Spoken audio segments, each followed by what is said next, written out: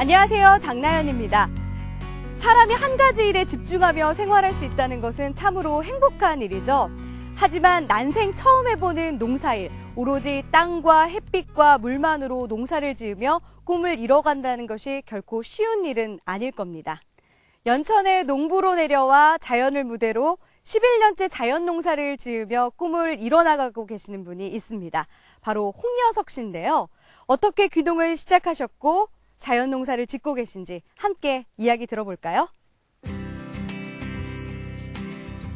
40대에 삽자루 하나 들고 홀로 잡초만 무성한 땅에 들어와 농부가 되었습니다. 그는 밭을 갈지도 않았습니다. 농약은 물론 화학 비료도 퇴비도 사용하지 않습니다. 과연 이런 자연 농사가 가능한 것일까요? 상상을 초월하는 농사법으로 자연 농부가 된 사람 홍여석. 농사는 자연의 순리에 따라 햇빛과 물로만 지을 수 있다고 그는 말합니다. 자연농군 홍여석. 그의 특별한 귀농 이야기가 지금부터 시작됩니다.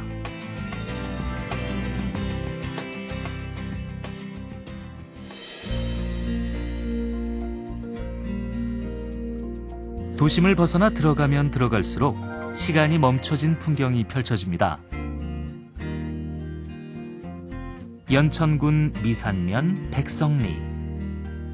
자연농장이라고는 하는데 농장이라기보다 산골에 가까운 이곳에 자연농군 홍여석 씨가 있습니다.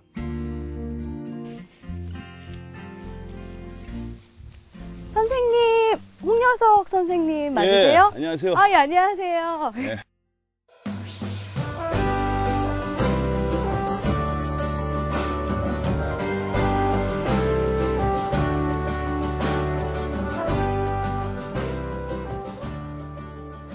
예, 안녕하세요. 네. 반갑습니다. 지금 뭐 하고 계시는 거예요?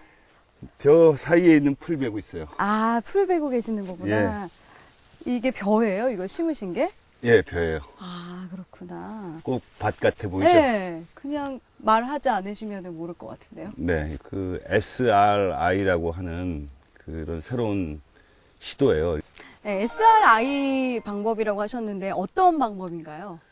그 SRI는 이제 기존에 벼농사가 이제 물이 많은 곳에서 주로 재배하던 거로 알려져 있는데 그것에 반해서 그 SRI는 매우 그 건조한 지역에서 벼농사를 하는 방법이거든요. 그러니까 이제 이거를 처음에 이렇게 고안한 곳은 그 마다가스카르라고 그래요. 그래서 거기서 이제 굉장히 건조한 지역에서 이렇게 벼를 자랄 수 있게 하는 방법이죠. 기존의 벼농사 방법하고 약간 다른 측면이 있어요. 결과는 어떨까요? 결과는 지금 보시면 네.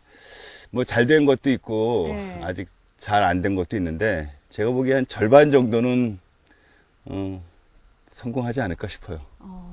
예, 그러면 이제 점점 이제 기후 변화 뭐 이렇고 저렇고 해서 물이 부족하게 될 텐데 이것도 그런 상황에 대비한 하나의 방법일 수 있을 것 같아요. 그렇죠.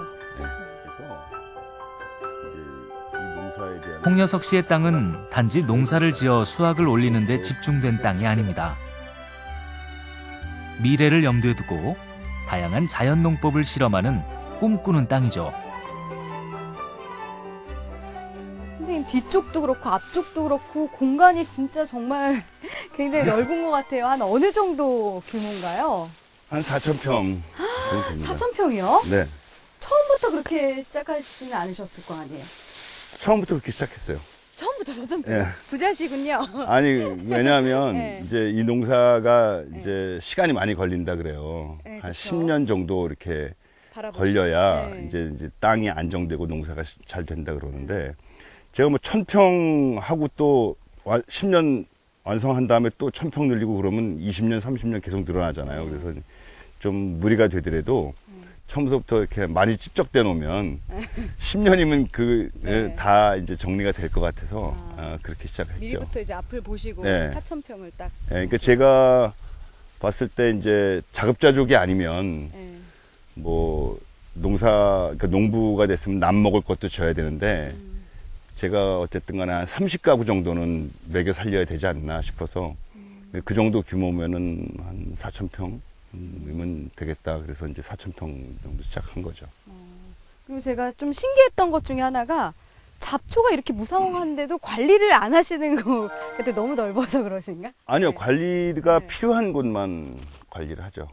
아, 예, 그 이제 보통은 네. 이제 잡초가 많으면 농사에 이제 방해가 된다고 그렇죠. 하는데, 보통 그렇게 알고 있죠. 예, 저는 이제 잡초가 많아야, 저는 사실 잡초란 말도 잘 안 써요. 잡초는 약간 좀 비하적인 그런 의미가 있는 것 같아서 그냥 풀이라고 그러는데, 풀이 많아야 농사가 잘 되거든요. 왜 그러죠? 우리가 보통 알고 있는 거랑 좀 풀이 다른 영양분을 왠지 다 빼앗아 갈 것 같은데. 그렇죠. 그러니까 네. 이제 그거 풀이 영양분을 뺏어가는 건 사실이에요. 근데 그런 경우는 이제 내가 뭔가 비료라든가 퇴비라든가 이런 걸 주었을 때는 그 내 곡식만 먹으라고 줬는데 풀이 옆에서 나서 풀이 먹으니까 그게 얄미울 수밖에 없는 거죠. 근데 저는 이제 뭐 비료라든가 화학 비료라든가 퇴비라든가 이런 걸 전혀 안 주니까 오히려 풀이 만들어 놓은 비옥한 환경을 내 곡식이 들어가서 이용하는 경우죠. 역으로. 역으로. 네. 그러니까 저 같은 경우에는 풀이 많아야 좋고 봄에 이제 감으로서 풀이 안 나고 그러면 걱정이 되고. 사람 키보다 높이 자란 풀들. 이곳이 밭이고 논이라니 상상하기 힘든 풍경인데요. 선생님 보니까요. 아래쪽에도 굉장히 많은 것들을 좀 심어 놓으셨더라고요. 예, 여기 채소가 네. 여기 쪽에 많죠. 좀 가면서 조금 보여주시죠. 네. 뭐, 이쪽에서. 이쪽으로.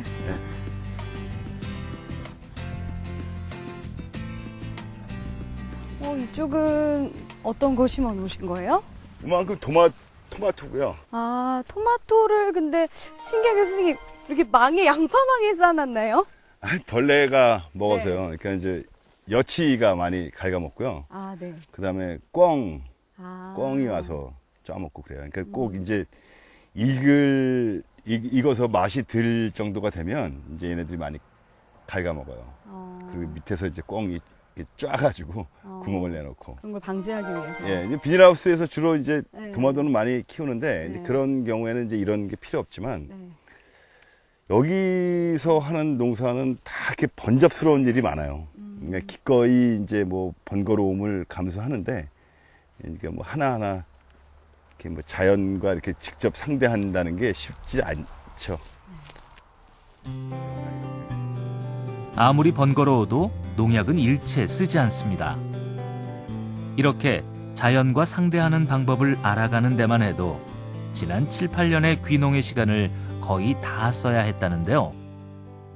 이제야 수확의 기쁨을 맛보는 초기 단계랍니다. 인자들이 다 빠지고, 가지요. 예, 가지고 이거는 이제 풋고추 생산하는 건데, 예, 이것도 지금 보시면 쪼글쪼글한 게 보이잖아요. 네. 저 꽈리고추 비슷하잖아요. 근데 약간 원래는 독특해요. 꽈리고추가 아니에요. 그런데 아. 이제 씨를 받아서 심으니까 저렇게 된 거고, 그다음에 피망, 피망. 예, 요게 이제 미니 파프리카라고, 아, 이게 파프리카요? 예, 파프리카인데 파프리카가 이제 약간 뭔가 좀 예, 모양이 독특하네요.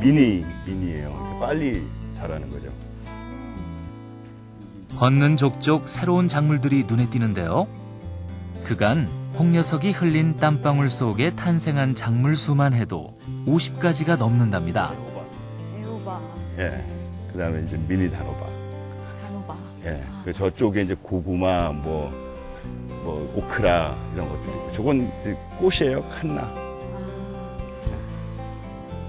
한 50여 종이 넘는 것 같아요. 예, 채소 종류만 한 50가지 정도 되고요. 그다음에 곡식류 좀 따로 있고, 잡곡 있고,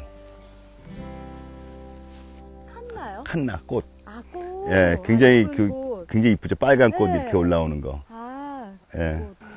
예. 매년 심어요. 이쪽에도 뭐가 많이. 이거는 이제 네. 아열대 채소 중에 하나인데요. 네. 햇빛을 굉장히 좋아해서 어. 지금 이제 해가 이쪽에 있잖아요. 네. 잎이 다 이쪽으로 향해 있어요. 아, 해바라기 예, 예. 따라가는 거예요. 그러니까 이제 아침에 일로 해가 뜨면은 네. 이쪽을 봤다가 점점 이렇게 가요. 그러니까 그만큼 이제 해를 좋아하고. 아열대 지방에서나 볼 수 있는 꽃들. 왜 이렇게 홍여석 씨는 다양한 작물을 키우는데 신경을 쓰는 것일까요? 그의 남다른 귀농 이야기를 들어봅니다. 처음에 자연 농사를 선택하신 그 계기가 있으실 것 같아요. 예, 그 여러 가지 생각할 게 많았어요. 처음에 농사 시작하기 전에. 그런데 이제 그 자연농에 관한 책을 이렇게 우연히 보게 됐어요. 그런데 이제 거기서 그런 구절이 있었어요. 그 풀과 벌레가 공생하는 농사다라는 짤막한 설명이 있었는데, 그 구절에서 이제 제가 제 인생을 좀 돌아보게 된 그게 있었어요. 그 뭐냐면, 그 전까지는 제가 이제 공생이라는 개념을 잘 몰랐던 것 같아요. 그러니까 경쟁하는 거에 너무 익숙했고, 그리고 뭐 경쟁에서 승리하는데 즐거워했고, 그 남과 더불어서 이렇게 하는 거를 사실은 그런 부분이 없었지 않은가라는 그런 반성을 크게 했어요. 그래서 사실 농사를 짓게 된 거, 특히 자연농을 짓게 된 것도 그런 공생의 의미가 저한테 굉장히 크게 다가와서 그렇죠. 그러면은 말씀하신 것처럼 자연 농사라는 게 그러면 다른 거 필요 없이 땅, 햇빛, 물 이렇게 세 가지만으로 그럼 정말 가능하신 것 같아요. 해보시니까 어떠세요? 가능해요. 네, 가능하고